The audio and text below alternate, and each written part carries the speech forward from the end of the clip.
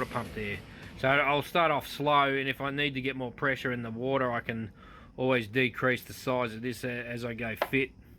I can also put this one on it after a bit of machining, and I put in a sleeve and some shims. I could put this smaller one on it, and then on it now is a really tiny one. I think it looks like a 16, so I think this is roughly about a 38-40 tooth. I haven't really checked.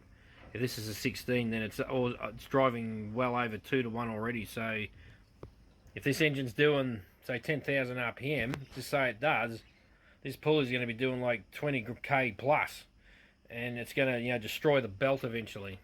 I mean, when you start revving belts too fast, heat builds up in them.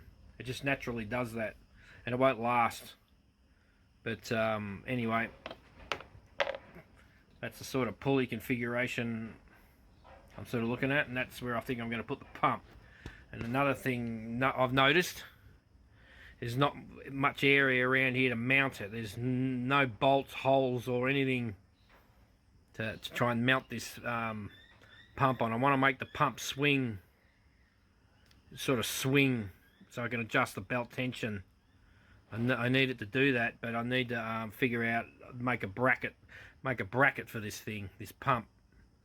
I mean, what I can see around the engine already, I can see a screw here, so I could probably make some sort of bracket coming over, machine it up, and then on the bottom there's another bolt here.